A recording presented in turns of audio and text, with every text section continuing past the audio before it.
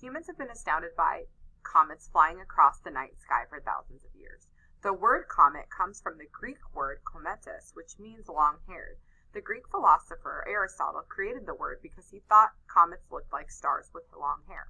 The comet is a small solid body that orbits the sun. It is mainly made of ice, dust, and small rock particles. The solid part of the comet is called the nucleus. Comets are well known for their tails, even though they do not always have tails. When a comet nears the sun, it experiences heat. This causes some of its ices to sublimate into a vapor. A fuzzy cloud called a coma appears around the nucleus. The solar heat also pushes a mixture of dust and ice crystals away from the nucleus, and two tails are created. One tail is made of dust.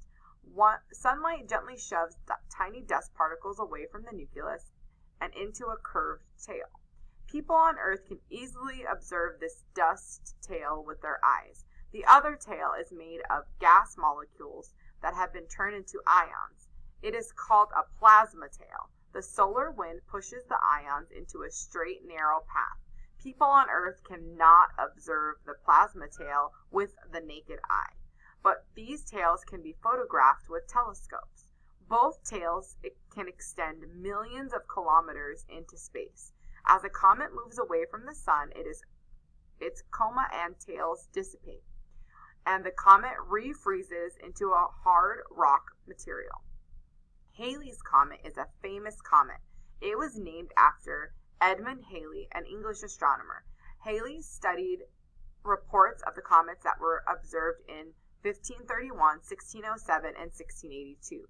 He theorized that these three sightings were actually the same comet that was following a path, and that the comet would reappear every 75 years. Halley died in 1742 and therefore wasn't alive to see his theory proven true in 1758. However, his discovery inspired astronomers to name the comet after him. Halley's Comet last appeared in 1986 and is scheduled to reappear around 2061.